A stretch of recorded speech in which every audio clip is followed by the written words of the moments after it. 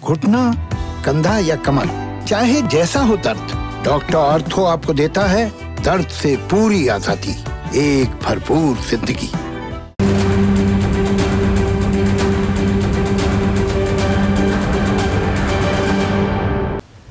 नमस्कार, मैं हूं संदीप चौधरी। आज सबसे बड़ा सवाल में जाहिर सी बात है, फिर से बात होगी कोरोना की। ये संक्रमण रुकने का नाम ही नहीं ले रहा है, लगातार फैलता जा रहा है।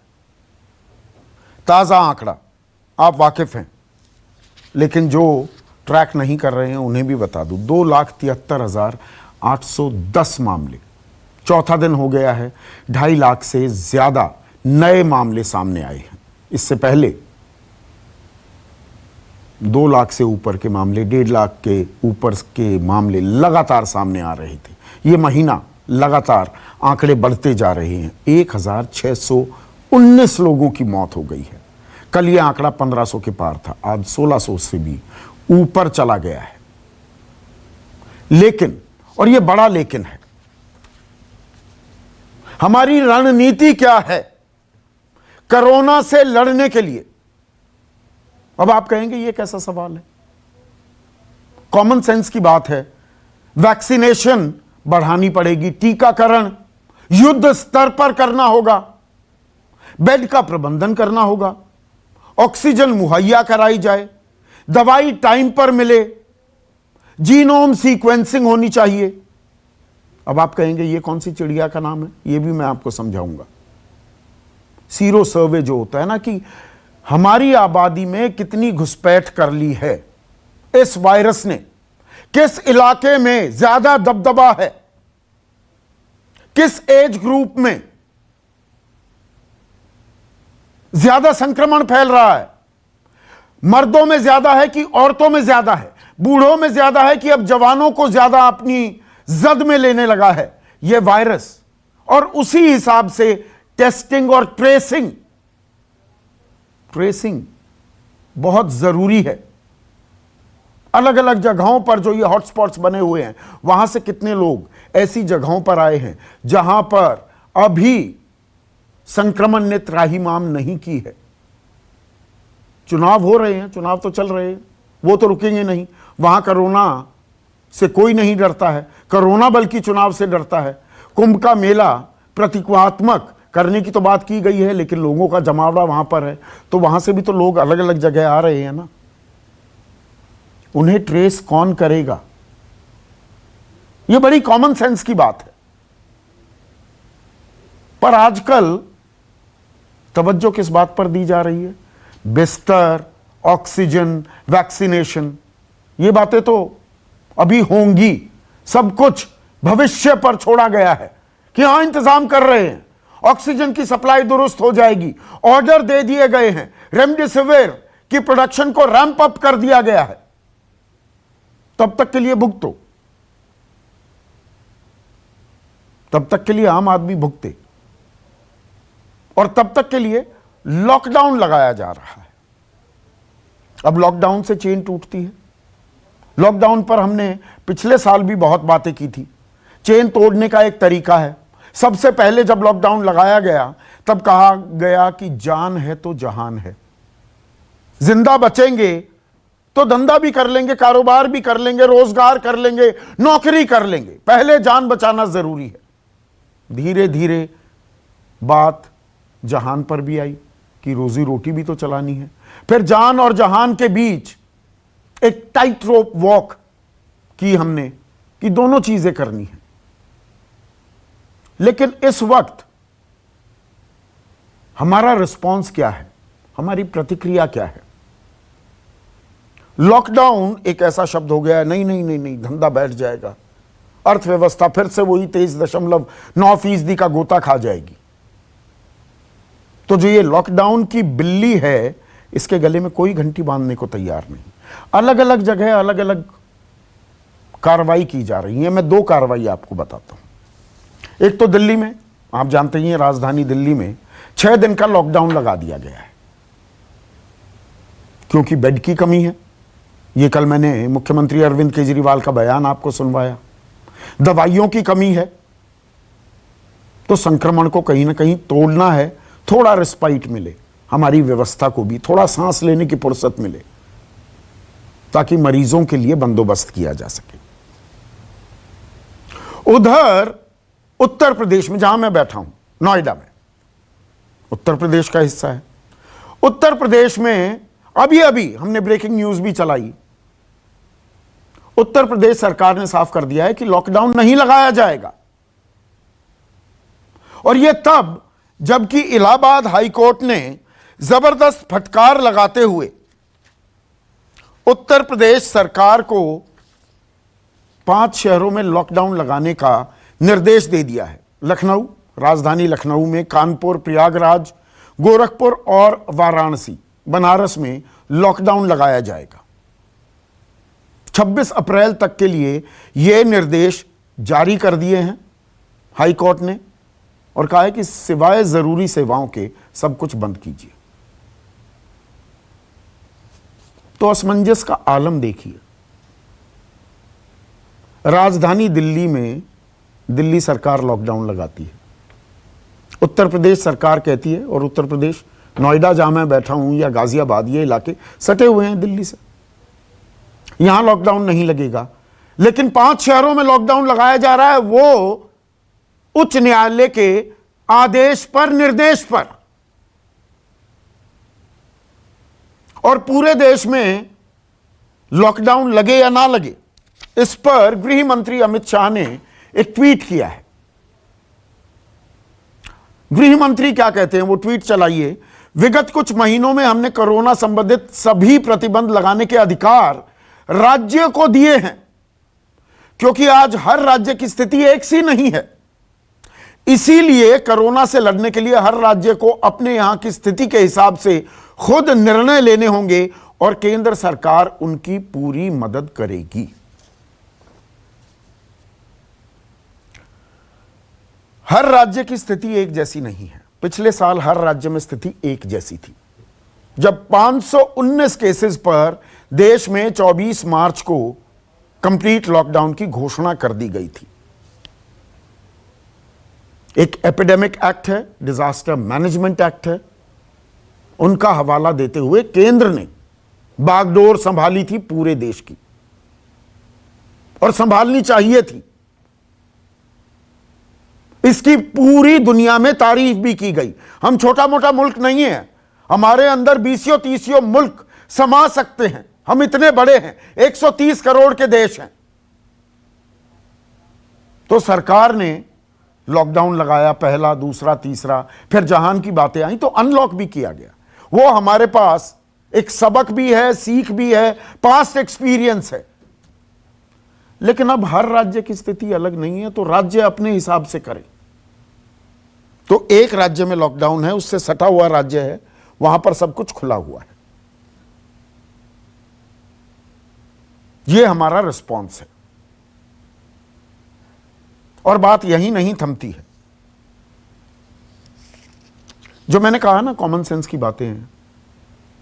वैक्सीन की दर बढ़ाइए, बेड, ऑक्सीजन का इंतजाम कीजिए, जीनोम सीक्वेंसिंग कीजिए, टेस्टिंग ट्रेसिंग कीजिए, ट्रैकिंग कीजिए।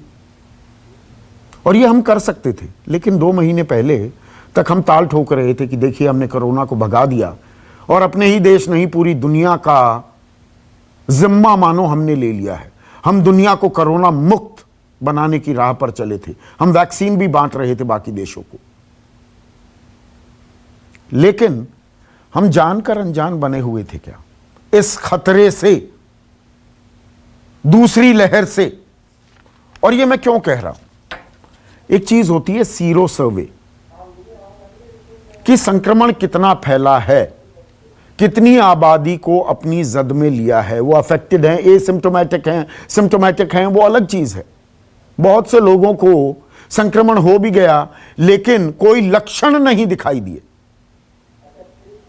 तो ये पता करने के लिए कि कितनी पैठ बनाई है इस वायरस ने, सीरो सर्वे किए जाते हैं। और जो ये नवंबर से जनवरी के बीच लगातार केस गिर रहे थे और हम तालियां बजा रहे थे, हरा दिया, हरा दिया, हरा दिया। सीरो सर्वे हमें क्या बता रहे थे? मैं कुछ राज्यों के सीरो सर्वे आपके सामने पेश कर रहा हूं। उत्तर प्रदेश का सितंबर 2020 में जो सीरो सर्वे किया गया, उसमें पता लगा कि 22.1% आबादी संक्रमित है। केसेस कितने आ रहे हैं मैं वो नहीं बता रहा हूं, कि वहां पर 22.1% लोगों में यह वायरस घुस गया है। उत्तर प्रदेश की आबादी कितनी है? 23.5 करोड़। 23.5 करोड़ में से 22%, सीधा सीधा गणित है, लगभग 5 करोड़ लोगों में घुस गया था यह वायरस। सितंबर 2020, 3 महीने बाद आते हैं इसके आंकड़े। गुजरात 7 करोड़ 15 लाख की आबादी है, 28% सीरो सर्वे में बताया गया आबादी में घुस गया है ये वायरस। ये फरवरी 2021 का आंकड़ा है। 28% जनता है, यानी कि लगभग 2 करोड़ लोग। केरल, और केरल का उदाहरण बहुत अहम है। केरल का मार्च 2021 का आंकड़ा बता रहा हूं, यानी कि जनवरी फरवरी में ये आंकड़े शुरू कर दिए गए थे कलेक्ट करने।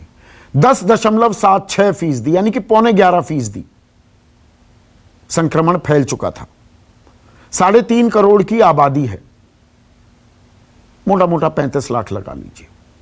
और जनवरी में जब पूरे देश में लग रहा था कि गोता खा गया है कोरोना का ग्राफ, 10 लाख केसेस थे केरला में, महाराष्ट्र से कम, अकेले महाराष्ट्र से कम। पर यह आंकड़ा बहुत अहम क्यों हो जाता है? क्योंकि केरल में हर 4 में से 1 आदमी का सीरो सर्वे किया गया। पूरे देश में 30 में से 1 आदमी का किया गया।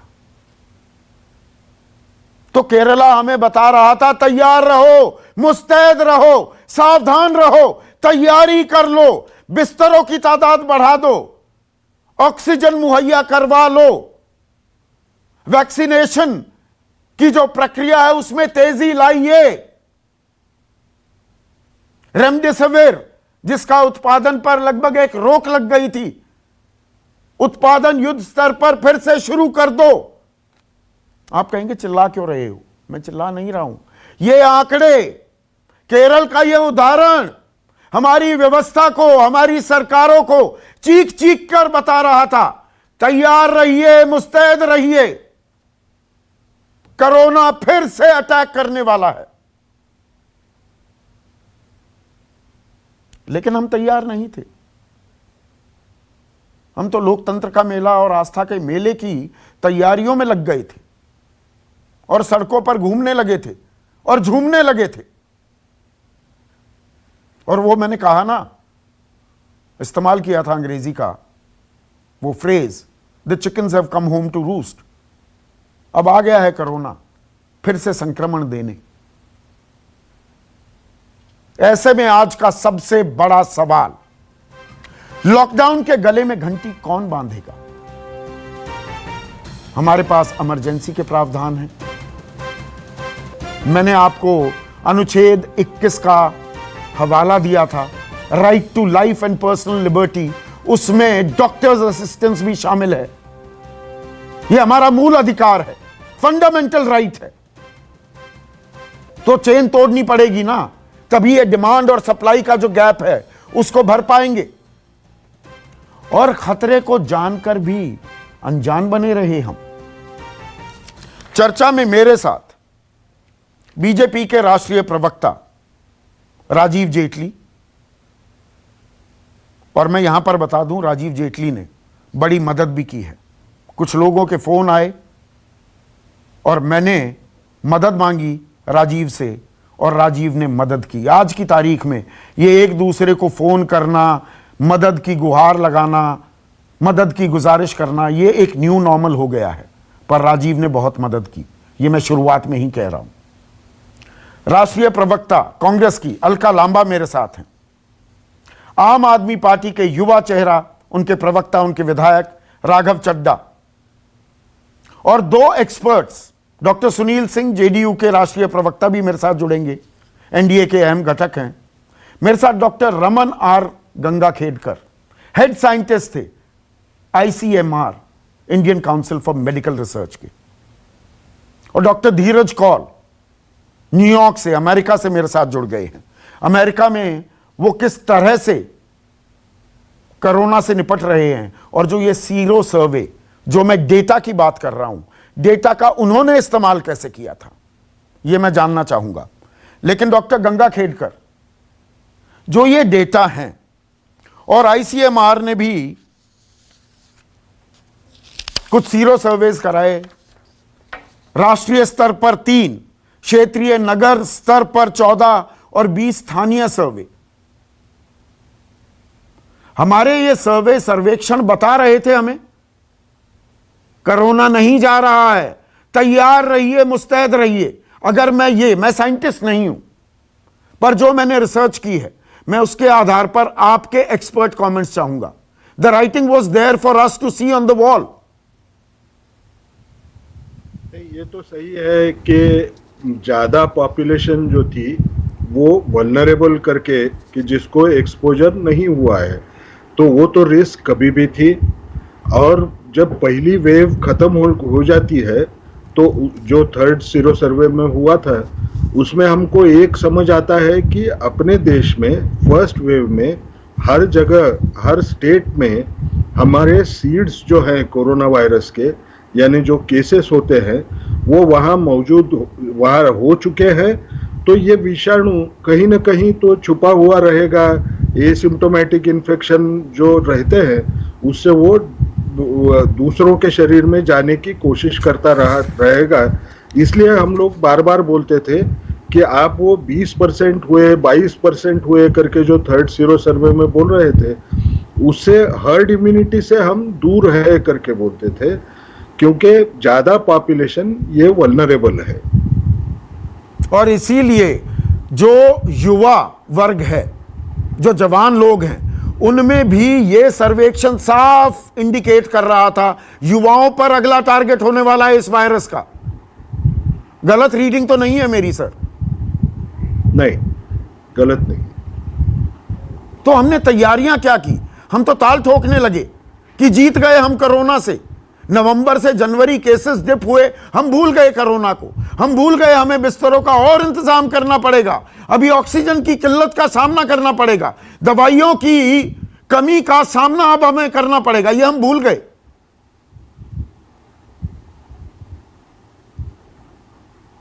ये मैं नहीं कह सकता। नहीं, मैं आपसे एज एन एक्सपर्ट, मैं राजनीतिक सवाल आपसे बिल्कुल नहीं पूछूंगा, मैं एज एन एक्सपर्ट आपसे जानना चाहता हूं।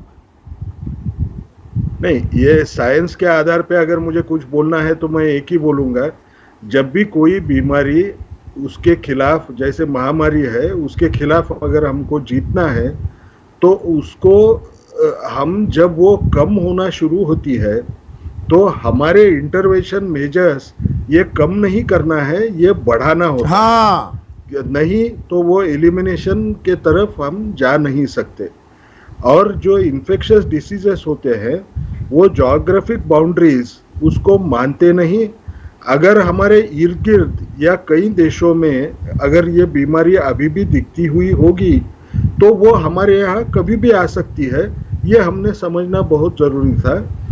तीसरी बात, जैसे वुहान में 50-60 केसेस शुरुआती में हुए, तो हमको याद रखना चाहिए कि वही 50-60 केसों से वो ज्योग्राफिक बाउंड्रीज तो क्रॉस किए और सारे दुनिया में पैंडेमिक आया, जिसमें 15 करोड़, आप नंबर बोलिए, उतने लोगों को इन्फेक्शन हो चुका है। तो इन चीज़ों पे हमने और गौर करना चाहिए। लेकिन मेरा कहना एक है, हमने क्या नहीं किया इसके बारे में सोचना, उससे अभी समय इतना कठिन है, हमको आज ये नहीं, वैलिड पॉइंट है सर, वैलिड पॉइंट है आपका।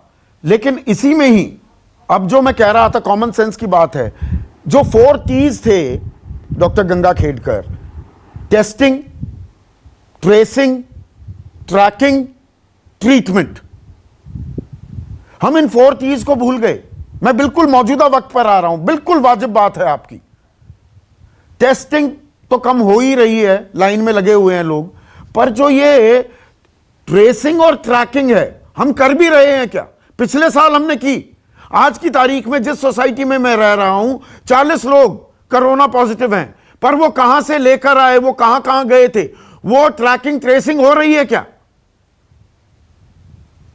नहीं, इसमें मेरी शायद, यानी मैं थोड़ा पब्लिक हेल्थ एंगल से बोलूंगा जी प्लीज। कि जब संख्या बहुत बढ़ती है, चारों तरफ ये इन्फेक्शन पहुंच चुका है और तेजी से ये इन्फेक्शन जिस ढंग से सेकेंड वेव में बढ़ रहा है, आपको कांटेक्ट ट्रेसिंग करना ऑलमोस्ट मोस्ट डिफिकल्ट टास्क बनता है। मैं आप जो बोल रहे हैं उसका उदाहरण देता हूं। जैसे दिल्ली में कल 25,000 केसेस हो गए, और जैसा एक फर्स्ट वेव में एक हमने मानक डाला था, एक केस हुई तो हमने कम से कम 30 लोग नहीं तो नहीं 20 लोगों को तो ट्रेस करना है। तो ये हिसाब अगर आप लगाएंगे तो 25,000 मल्टीप्लाइड बाय 20, इतने लोगों को हर रोज ट्रेस करने के लिए निकलना, ये ऑलमोस्ट 5 लाख लोगों को ट्रेस कैसे करेंगे? लेकिन सर फिर उसका मतलब क्या ये है? अब मैं लॉकडाउन पर आता हूं। ये लॉकडाउन नाम की जो बिल्ली है, इसके गले में कोई घंटी बांधने को तैयार नहीं। ये मतलब अब दिल्ली ने 6 दिन का कर्फ्यू लगा दिया। उत्तर प्रदेश जहां मैं बैठा हूं, नहीं जी हम कर्फ्यू नहीं लगाएंगे, लॉकडाउन नहीं लगाएंगे। हाई कोर्ट कह रहा है 5 शहरों में कंप्लीट लॉकडाउन लगाइए तत्काल प्रभाव से। तो ये चेन ब्रेक करनी है, पूरे भारत में चेन ब्रेक करनी है, आइसोलेटेड केसेस में हम चेन ब्रेक करेंगे? ये मैं तो सिर्फ साइंस के आधार पे जो बोलना है वो बोलूंगा, उसके मतलब लोग निकालें। लेकिन मैं एक बात बोलता हूं कि अभी इस वक्त ना, पहले टाइम पे जब हमने लॉकडाउन लगाया वो इसलिए लगाया था कि ये इंपोर्टेड इन्फेक्शन था, वो चारों तरफ फैले ना, ये जो डर था, उसके लिए लॉकडाउन जनरल पूरा नेशन वाइड लगाना सही कदम था। अब क्योंकि हमको तैयारी भी करनी थी कि अगर आ गया तो आगे कैसे करेंगे, डायग्नोसिस कैसे होगा ना, उनको दवाइयाँ कैसे देंगे, दवाइयाँ देने के लिए हमको जो बाकी सप्लाईज का सपोर्ट चाहिए डॉक्टर्स और नर्सेस के लिए, वो कैसे कहाँ से आएगा, ये सब अच्छा हुआ। अब दूसरी बात क्या होती है, सेकेंड वेव जब आती है तो इन्फेक्शन तो हमारे यहाँ ही है। अब उसको मैं लॉकडाउन करूं तो पूरा जनरल लॉकडाउन करना ये सही स्ट्रेटेजी नहीं है। हमको कैलिब्रेटेड लॉकडाउन करना पड़ेगा। इससे हमारे जो इकोनॉमिक इम्पैक्ट भी होगा वो कम होगा। अब ये कैलिब्रेटेड यानी कैसे होगा, ये अगर करना है तो हम जो माइक्रो कंटेनमेंट जोन बनाते हैं उसके ऊपर पहला जोर लगाना है। और मेरी हॉस्पिटल की कैपेसिटी अगर पूरी खत्म होने को आए तो मैंने आगे का सोचना है कि क्या मैं उस शहर में या उस इलाके में मैं कंप्लीट लॉकडाउन लगाना मेरे लिए जरूरी बनेगा, क्योंकि जिसको जरूरत है उसको तो मुझे भर्ती करने के लिए जगह भी तो चाहिए। बिल्कुल। और पर क्या ये माइक्रो लेवल पर या राज्य स्तर पर ही काम कर सकता है क्या? ये अप्रोच, ये रणनीति राजीव जेटली, या एक सेंट्रल कमांड अथॉरिटी होनी चाहिए जो पूरे देश में देखे कि हाँ अच्छा वहां बढ़ गया तो वहां अभी कैलिब्रेटेड यानी कि चरणबद्ध तरीके से अब लॉकडाउन लगाते हैं। या जो गृह मंत्री कह रहे हैं कि जी हर राज्य की स्थिति अलग अलग है तो राज्यों को अधिकार दे दिए। चौधरी साहब, पहले तो मैं ये बताना चाहूंगा कि आपने देखा होगा आज वर्ल्ड हेल्थ ऑर्गेनाइजेशन की एक स्टेटमेंट आई है कि हर 3 मिनट के बाद एक मौत हो रही है पूरी दुनिया के अंदर। और 3 मिनट के बाद मौत होना मतलब हो सकता है कहीं पे कोई चैलेंज हो सकता है किसी देश के अंदर। क्योंकि आज तो आपके पैनल के ऊपर सभी राज्यों के सभी पार्टियों के प्रवक्ता बैठे हैं और सभी पार्टियों के प्रवक्ता किसी न किसी राज्य में अपनी सरकार भी चलाते हैं। तो इसलिए मुझे लगता है कि ब्लेम गेम नहीं होना चाहिए, बहुत क्लैरिटी के साथ अपनी बात रखें जो बात लोगों को भी अच्छी लगे। बात यहाँ पर केवल इतनी है कि बार बार सरकार एसओपी जारी करती है, वो कोई राज्य सरकार भी हो सकती है। प्रदेशों के मुख्यमंत्रियों ने देश के प्रधानमंत्री से संवाद करके ये भी बताया कि जो सहायता केंद्र से मिल रही है हम उससे संतुष्ट हैं। और राजनीतिक पार्टियों के अध्यक्ष या दूसरे लोग क्या कहते हैं उसमें हम नहीं जाना चाहते। तो उसमें जो एसओपी जारी की जाती है, मैं प्रैक्टिकल तौर पे आपको बता रहा हूं कि आजकल हम जब टेस्टिंग करते हैं तो टेस्टिंग में अगर पॉजिटिव आ जाता है कोई व्यक्ति जिसके कोई सिम्टम नहीं होते, कोई उसके ऊपर कोई ऐसा प्रभाव भी नहीं होता कोरोना का, वो सबसे पहले वो बेड ढूंढता है कि मुझे बेड कहाँ मिलेगा। तो जो बेड ढूंढने जाता है, अब अगर उसको कोई सिम्टम नहीं है तो भी वो एक बेड को ऑक्यूपाई कर लेता है किसी भी अस्पताल के अंदर। ना उनको कोई बुखार है, ना उनके अंदर कोई ऐसे लक्षण है, ना उनको ऑक्सीजन की जरूरत है। तो बहुत सारे बेड इस तरीके से ऑक्यूपाई भी हो जाते हैं। और प्राइवेट अस्पतालों में, वो प्रैक्टिकल पोजीशन आपको बता रहा हूँ, प्राइवेट अस्पतालों में क्योंकि पेइंग कैपेसिटी सबकी अच्छी है, सबके इंश्योरेंस भी हो रखे हैं, तो वो चाहते हैं कि मैं अपने आप को सिक्योर कर लूं। विदेशों के अंदर अगर आप इंग्लैंड में देखें तो आपको 102 बुखार है, जो उनका हेल्पलाइन नंबर, अगर आप उस पर कॉल करते हैं, आपको कितना बुखार है पूछा जाता है आपसे, आपकी ऑक्सीजन लेवल कितना है पूछा जाता है आपसे, बीपी कितना है पूछा जाता है, उसके बाद बताया जाता है कि आप एलिजिबल हैं कि नहीं अस्पताल के लिए। तो वही तो मैं कह रहा हूं, वो व्यवस्था। अब राजीव आपने बहुत ही वैलिड बात की। वही तो मैं कह रहा हूं, यहां पर एक सेंट्रलाइज कमांड अथॉरिटी क्यों नहीं बन रही है। अब मुझे ये बताइए, आपने उदाहरण दिए, मैं एक दो उदाहरण देता हूं। ऑक्सीजन की कमी से मरीजों की मौत हो रही है ना। शहडोल हो मध्य प्रदेश का, उत्तर प्रदेश की राजधानी हो लखनऊ, वहां पर ऑक्सीजन की कमी है। नाला सोपारा में महाराष्ट्र में 10 लोगों की मौत हो गई क्योंकि ऑक्सीजन की कमी थी। अभी बड़ी खबर यह आ रही है, 18 साल की उम्र से ऊपर जितने भी लोग हैं अब उनका वैक्सीनेशन किया जा सकता है। 18 साल से ऊपर के हर शख्स अपना वैक्सीन लगवा सकता है, वो जाकर वैक्सीन लगवा सकता है। 1 मई से ये फैसला लागू हो जाएगा। लेकिन अब महाराष्ट्र हो, मध्य प्रदेश हो, उत्तर प्रदेश हो, कल अधीक्षक जो थे एनएमसीएच के बिहार में, पटना में, उन्होंने अपना एक चिट्ठी लिख दी कि मुझे कार्य मुक्त कर दो जी, ऑक्सीजन की कमी है। तो राज्य ऑक्सीजन कहां से कर लेंगे? उसके लिए तो एक सेंट्रल कमांड अथॉरिटी चाहिए ना। अगर दिल्ली में ऑक्सीजन की कमी है, दिल्ली थोड़ा ऑक्सीजन बनाती है, किसी और राज्य से मंगानी पड़ेगी, तो वो दिल्ली मंगाएगी। या केंद्र सरकार अगर इस लॉकडाउन को, अगर इस चरणबद्ध तरीके से भी आप कहिए कर्फ्यू लाइक सिचुएशन की निगरानी करेगी, तो एक सेंट्रल अथॉरिटी तो होगी कि नहीं होगी? राजीव जेटली, ऑक्सीजन की बात करी चौधरी साहब, हमने लगभग 33 ऑक्सीजन के प्लांट लगाए हैं और 162 प्लांट हमारे पाइपलाइन में है जो लग रहे हैं, जिनका कार्य शुरू हो चुका है। 33 प्लांट हम ऑलरेडी लगा चुके हैं। जो आपने बीच में बोला था वैक्यूम आया था जोन सा, उसमें हमने क्या काम करा, तो हमने 35 प्लांट लगा दिए। और मुझे लगता है देश का जो सबसे ऊंचा जो चिकित्सा केंद्र है, हमारा क्या करें, उन प्लांट का क्या करें? ऑक्सीजन की कमी हर जगह है। मैं दो बातों को जोड़ के बता रहा हूं। इसीलिए मैंने पहले आपके सामने एक बात रखी थी कि जो लोग स्वस्थ हैं, अगर वो अस्पताल में अपना बेड ऑक्यूपाई करेंगे ऑक्सीजन के साथ, तो जिन लोगों को सच्चाई में जरूरत है वो कहीं ना कहीं उस सेवा से वंचित रह जाते हैं।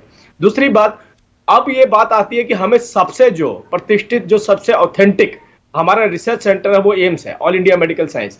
अगर वहां से कोई स्टेटमेंट जारी होती है तो हमें उसको फॉलो करना चाहिए। क्योंकि अभी थोड़ी देर पहले आपने बात करी थी रेमडेसिविर की, तो उसमें भी देखिए आपने गुलेरिया साहब ने एक स्टेटमेंट जारी करके बोला कि ये ऐसी दवाई नहीं है जिससे आपको जीवन दान मिल जाता है, इसकी जरूरत तब पड़ती है जब परिस्थितियां बहुत खराब हो जाती है। इसीलिए उत्पादन रोक दिया था, देश ने उत्पादन ही रोक दिया कि अब अरे कोरोना तो गया, रेमडेसिविर की जरूरत नहीं।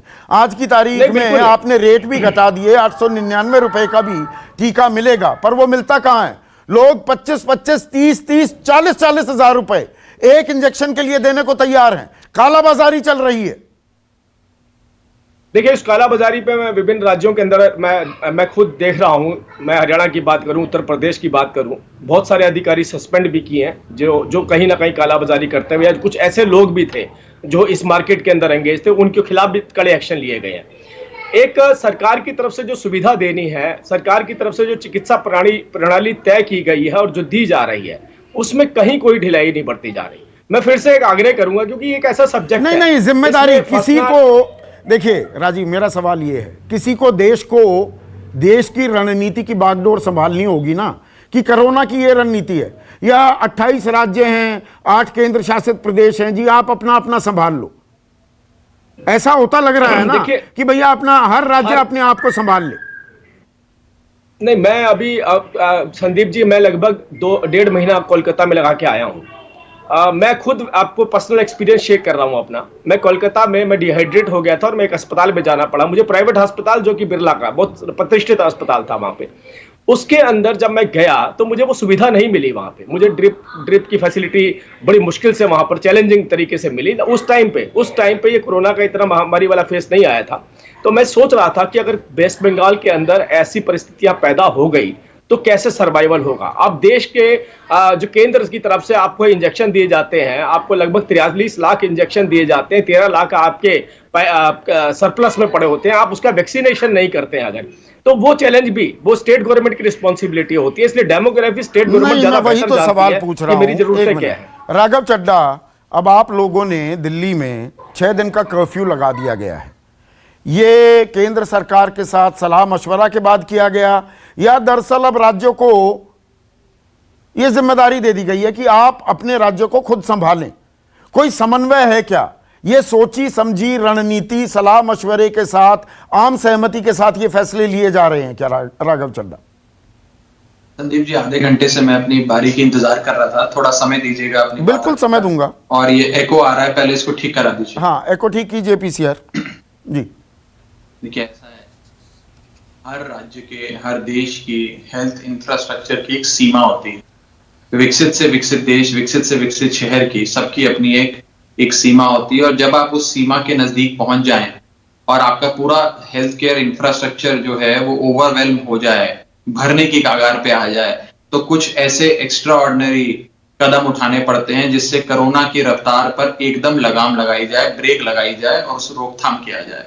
और दिल्ली के अंदर एक डिजास्टर मैनेजमेंट अथॉरिटी है, उपराज्यपाल भी उसमें है, कुछ केंद्र सरकार के डॉक्टर्स भी उसमें हैं, माननीय मुख्यमंत्री जी अरविंद केजरीवाल जी उसमें हैं, हमारे स्वास्थ्य मंत्री उसमें, उन सबने मिल बैठकर ये फैसला लिया है कि दिल्ली के अंदर क्योंकि परिस्थितियां खराब हो रही हैं और संक्रमण की दर 5 से 7% नहीं, 5 से 10, 10 से 20, 20 से 27 इस प्रतिशत पे वो बढ़ती नजर आ रही है, तो रोकथाम करने की आवश्यकता है, इस समय ब्रेक लगाने की आवश्यकता है, नहीं तो परिस्थितियां हाथ से निकल सकती हैं। आज अस्पतालों में फिर भी बेड्स हैं, कहीं कहीं आईसीयू बेड्स भी उपलब्ध हैं, दाखिले हो रहे हैं, लेकिन ऐसी स्थिति ना आए कि हमारा पूरा हेल्थ केयर इंफ्रास्ट्रक्चर भर जाए और लोगों को अस्पताल में दाखिला ना मिले और ये संक्रमण की दर बढ़ती नहीं मिल रहा है दाखिला। तो एक बड़ा ही मुश्किल फैसला अरविंद केजरीवाल जी की सरकार ने लिया है। जहां तक बेड्स की बात है, लगातार बेड्स बढ़ाए जा रहे हैं। Yamuna centre, Commonwealth centre, Radha Soami Satsang Beas में बढ़ाए जा रहे हैं। ये सब कुछ जब आ जाता है ना राघव, एलएनजेपी की तस्वीरें हमने देखी है ना 3 दिन पहले की, एक ही बिस्तर पर 2-2 कोरोना मरीज ऑक्सीजन ले रहे हैं। सुन लीजिए। हाँ, मैं सुन रहा हूँ। ऐसा है, कॉमनवेल्थ हो या राधा स्वामी सत्संग ब्यास हो, वहां पे हजारों की तादाद में बेड तैयार हो गए हैं, लोगों के दाखिले शुरू हो गए हैं। कहने का प्रयास मैं ये कर रहा हूं कि ये एक महामारी है, बहुत बड़ी आपदा है, राष्ट्रीय आपदा है, सबको मिलकर इसकी लड़ाई लड़नी पड़ेगी। और मैं एक चीज कहना चाहूंगा, मैं कोई राजनीति नहीं कर रहा, लेकिन हम सबको एक बात समझाई गई थी, कई महीनों से समझाई जा रही है, और वो है कि जब तक दवाई नहीं तब तक ढिलाई नहीं। एक दवाई हमारे सामने आई जिसका नाम था वैक्सीन। वो वैक्सीन अभी तक जिस स्तर पे लगनी चाहिए थी देशवासियों को नहीं लगी, और आज हम ये देखते हैं कि उस वैक्सीन को 6.5 crore doses of that vaccine उनको एक्सपोर्ट कर दिया गया 84 देशों को। भारत में इतनी वैक्सीन नहीं लगी जितनी एक्सपोर्ट कर दी गई। तो कहीं ना कहीं एक पॉलिसी के स्तर पे भी पुनर्विचार करने की आवश्यकता है, क्योंकि हिंदुस्तान के अंदर इस समय डिजास्टर मैनेजमेंट एक्ट लागू है, तमाम शक्तियों का केंद्रीयकरण केंद्र सरकार में हो गया है, और केंद्र सरकार की ओर ही राज्य सरकार देखते हैं, उनको चिट्ठियां लिखते हैं, उनसे संवाद करते हैं कि हमारा मार्गदर्शन करें, हमें बताएं कि हम क्या करें, क्योंकि केंद्रीयकरण सारा डिजास्टर मैनेजमेंट एक्ट के तहत केंद्र सरकार में हो गया है। तो मुझे लगता है कि केंद्र सरकार को एक बड़े भाई की भूमिका निभाते हुए मुझे पूरा विश्वास है कि वो बड़े भाई की भूमिका निभाएंगे भी। पर ये अधकचरा, अब मैं थोड़ा कड़ा शब्द इस्तेमाल कर रहा हूं राघव चड्ढा, ये अधकचरे लॉकडाउन से काम चलेगा क्या? आपने दिल्ली में लगाया, आपको लगता है कि चेन ब्रेक करनी है, पर दिल्ली नहीं है, एनसीआर है ना। दिल्ली का मतलब आज की तारीख में नोएडा भी है, दिल्ली का मतलब गाजियाबाद भी है, दिल्ली का मतलब फरीदाबाद भी है, दिल्ली का मतलब फरीदाबाद गुड़गांव भी है। समझ गया सैटेलाइट टाउन्स है दिल्ली के आसपास, तो वो वहां पर अभी सब कुछ खुला है, आपके यहाँ लॉकडाउन है। ये हमारी रणनीति है एज अ कंट्री। मेरा सवाल ये देखिए एज अ कंट्री तो मैं जवाब नहीं दे पाऊंगा। हम लोग दिल्ली में सरकार चलाते हैं, national capital territory of Delhi, यानी कि जो दिल्ली की ज्यूरिसडिक्शन है, मैं उसकी बात कर सकता हूं। बॉर्डर्स भी सील किए जाएंगे, यहां तक कि जो लोग बड़ी बड़ी सोशल, पॉलिटिकल, रिलीजियस गैदरिंग से दिल्ली की ओर वापस प्रस्थान कर रहे हैं, जैसे कि हरिद्वार से आ रहे हैं, उन सबकी मैंडेटरी, उनको सबको 14 दिन के क्वारंटीन में और जांच के लिए भेजा जा रहा है। हर प्रकार का फैसला, कड़े से कड़ा फैसला दिल्ली सरकार ले रही है और जीवन और जीविका के बीच में एक बैलेंस बनाया जाए उस दिशा में काम कर रही है। तो लेकिन जीवन और जीविका का बैलेंस की बात होने लगी है, जान और जहान की। ये तस्वीरें हैं मैं जो अभी आपको दिखा रहा था, ये आनंद विहार की तस्वीरें हैं, क्योंकि लॉकडाउन लगने वाला है दिल्ली में, तो जबरदस्त जाम लग गया है, तो असमंजस बना हुआ है। एक कोहेरेंट नीति आपको दिखाई देती है अलका लांबा। आम आदमी आज की तारीख में परेशान है। कोई कितने भी, कोई सरकार कुछ भी दावा कर ले, हकीकत आप भी जानती है, मैं भी जानता हूं, हमसे बेहतर हमारे दर्शक जानते हैं। ना बेड है, ना ऑक्सीजन है, ना दवाइयां हैं। संदीप जी, आप ही का स्टिंग अभी कल ही तो आपने दिखाया है। सरकारों को मानना होगा कहां उनसे कमी, गलती और चूक हुई है, मानना होगा। किस तरह से बार खुले थे, किस तरह से हुक्का, डांस बार, सब कुछ नियम कानून की धज्जियां उड़ाई जा रही थी। बहुत पुरानी बात ही नहीं, आप ही ने बताया, पिछले रविवार की ही ये तो बात थी ना। और अभी तो दिल्ली हाई कोर्ट ने दिल्ली सरकार को कह दिया कि आपका जो वर्ल्ड क्लास हेल्थ इंफ्रास्ट्रक्चर था ना, वो बिल्कुल धाराशायी हो चुका। हाई कोर्ट की अभी की टिप्पणी है। हाई कोर्ट ने दोबारा कहा कि पिछले साल के लॉकडाउन से आपने कुछ सबक नहीं लिया। पलायन मजदूरों का अभी भी हो रहा है। आप उन्हें विश्वास में क्यों नहीं ले पाए कि आप उन्हें मिड डे मील का, उन्हें खाना देंगे, उन्हें कुछ आर्थिक मदद देंगे। नीति, आप जो नीति की बात कर रहे हैं ना, वही तो सवाल है। आज आपने अभी न्यूज बताया 18 साल वाले वैक्सीन लगा सकते हैं। दिल्ली में तो पूरा लॉकडाउन है, आप कह रहे कर्फ्यू है, मुख्यमंत्री ने शब्द इस्तेमाल किया लॉकडाउन। हाँ। पूरी तरह लॉकडाउन होगा। अब 18 साल वाला युवा अगले नहीं, वो 1 मई से लागू है फैसला 1 मई से लागू है। 1 मई से फैसला, 1 मई से 18 साल से ऊपर वाले भी वैक्सीन लगवा सकेंगे। हाँ, मैं वही तो कह रही हूँ, लेकिन कल से तो दिल्ली में लॉकडाउन है। दूसरा, अब जो कुंभ मेला गए थे, अरविंद केजरीवाल जी एक सरकारी नोटिस जारी करते हैं 18 अप्रैल को। ये कहते हैं कि जो 4 अप्रैल या उसके बाद कुंभ गए उनको क्वारंटाइन होना होगा, वेबसाइट पे जो है रजिस्टर करना होगा। मैं पूछना चाहती हूँ कितने लोगों ने वेबसाइट पे रजिस्टर किया? और जो 4 को कुंभ होकर आया वो 18 को क्या टेस्ट करवाएगा? वो तो 4 को होकर दिल्ली में अगर कोरोना पॉजिटिव था भी वो तो फैल गया। और इसकी भयानक इतना है, मैं आपको बता सकती हूँ, डॉक्टर मनमोहन सिंह जी घर में बैठे, आप सोच सकते हैं 88, 89 के हैं वो, घर में बैठे बैठे लोग संक्रमित हो रहे हैं। वायरस इतना खतरनाक है। और अभी कोर्ट ने ये भी कहा है, हाई कोर्ट ने, संदीप जी, कि अरविंद केजरीवाल जी 4 दिन पहले कह रहे थे 5000 बिस्तर है, मीडिया गुमराह करके पैनिक मत करे, 5000 बिस्तर है। जब स्टिंग किए बिस्तर नहीं मिले। आज हाई कोर्ट ने भी इनसे लिस्ट मांग ली है। हाई कोर्ट ने कह दिया ये तमाशा बंद होना चाहिए, आप हमें पूरी नहीं, हाई कोर्ट तो उत्तर प्रदेश की भी कह रही है, ये सिर्फ दिल्ली की बात नहीं है। एक सेकंड, इलाहाबाद हाई कोर्ट ने कह दिया, एक सेकंड, हाँ, डॉक्टर सुनील सिंह, मतलब राज्य अब अपनी जिम्मेदारी संभालेंगे, राज्य देखेंगे, पर कोई बैठकर पूरी की पूरी जो मुकम्मल तस्वीर है, राज्य कोई ऐसा तो है नहीं कि आप बिहार में हैं तो बिहार के बॉर्डरों पर कोई इमिग्रेशन प्रोसेस है क्या? कोई पासपोर्ट लेकर आना होता है? ये तो देश है, इधर से उधर लोग आते जाते रहेंगे, तो वो कैरियर्स भी हो सकते हैं, वो एसिम्टोमेटिक भी हो सकते हैं। हमने वो भयावह तस्वीरें देखी हैं, लोगों की गैर जिम्मेदारी की तस्वीरें भी, कि चेकिंग के लिए रोका जा रहा है और भगदड़ मच गई है रेलवे स्टेशन पर, लोग भागने लगे, टेस्ट ही नहीं करवा रहे हैं। तो अकेले राज्य संभाल लेंगे क्या? है कि राज्यों की जिम्मेवारी के अलावा केंद्र के द्वारा कोई सेंट्रल अथॉरिटी होना चाहिए, जो कि एक यूनिफॉर्म किल्लत जो दिखाई दी पूरे इंडिया में, पैन इंडिया यूनिफॉर्म किल्लत दिखाई दी ऑक्सीजन की, रेमडेसिविर की, तो इसके लिए निश्चित ही सेंट्रल अथॉरिटी हो जो कि राज्य और केंद्र के कोऑर्डिनेशन से बने और कोऑर्डिनेशन में रहे। ये बात में मुझे मानना होगा हम लोगों को कि कोरोना के सेकेंड वेव के लिए हम लोग इस प्रकार प्रिपेयर्ड नहीं थे। Let us accept this fact. लेकिन इसमें हम देखें कि अब जो है बिहार का देखें, तो बिहार में जैसे किल्लत आती है तो माननीय मुख्यमंत्री जी हर चीज का व्यक्तिगत रूप से सूक्ष्म अनुश्रवण कर, आप देखें ऑक्सीजन की कमी को ताल ठोकने का वक्त नहीं है। आपके यहाँ पर लिक्विड ऑक्सीजन का कोई प्लांट है? अब मैं सीधा पूछ लेता हूँ, आप ताल ठोक रहे हैं। नहीं तो 3 ऑक्सीजन टैंकर हम है कोई? झारखंड से मंगानी पड़ती है ना ऑक्सीजन, पश्चिम बंगाल से मंगानी पड़ती है, उड़ीसा से मंगानी पड़ती है, और 150 करोड़ रुपए में एक प्लांट लग जाता है। सुनील बाबू, आप तो डॉक्टर हैं। जगह सही है, आपकी बात अपनी जगह सही है, लेकिन अभी के सिचुएशन में हम पड़ोसी राज्य से 3 टैंकर लिक्विड ऑक्सीजन रोज बना रहे हैं और इसका पूरे बॉटलिंग रिफिलिंग दिन रात नाइट चालू है। तो ये और राज्य स्तर पर हो जाएगी, ये प्रबंधन राज्य स्तर पर हो जाएगा या इसके लिए केंद्र के दखल की जरूरत होगी? आपने मांगा झारखंड से, झारखंड कह दे नहीं जी अभी तो हमारे को अपने राज्य के लिए चाहिए, हम नहीं दे पाएंगे, तब क्या करेंगे? ये परेशानी आएगी।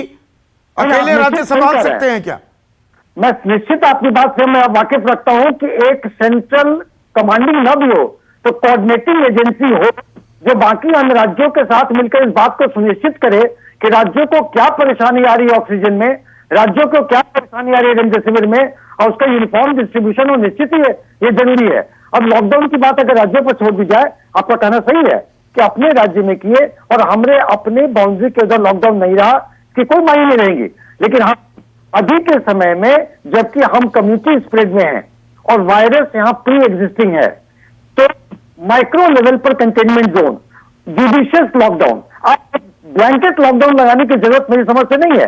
एपिडेमियोलॉजिस्ट के कहने के मुताबिक ये जुडिशियस लॉकडाउन नहीं, उसके लिए हमारी राष्ट्रीय नीति चाहिए ना, एक्सपर्ट से सलाह करके पूरे देश में क्या करना चाहिए। अलग अलग राज्य अलग अलग नीति थोड़ा कर सकते हैं, अलग अलग राज्यों में अलग अलग पार्टियों की सरकारें हैं, हर पार्टी के हमने देखा है ना, वैक्सीनेशन को लेकर, टीके को लेकर ही नहीं जी ये तो बीजेपी का टीका है, ऐसे ऐसे बयान भी आए। तो राज्यों को आप पूरी जिम्मेदारी दे देंगे तो कैसे होगा? देखिए, ये राजनीति का अभी के समय में जैसी महामारी है और जिस तरह हमारे काबू से बाहर जा रही है, ये राजनीति का मुद्दा नहीं है कि बंगाल में हमारे इलाज में क्या दिक्कत हुई, दिल्ली अभी क्या कर रहा है। नहीं हो रही है ना, पर राजनीति यहाँ का प्राथमिकता नंबर 1 है। डॉक्टर धीरज कौल, हमने भारत की बात की, आप अमेरिका में बैठे हैं, हमने यहाँ का उदाहरण दिया, एक कॉम्प्लिसेंसी भी आई हमारी, हमें लगा कि हम जीत गए हैं। अमेरिका और हमारे मॉडल में, अप्रोच में क्या फर्क दिखाया आपको न्यूयॉर्क में बैठे बैठे?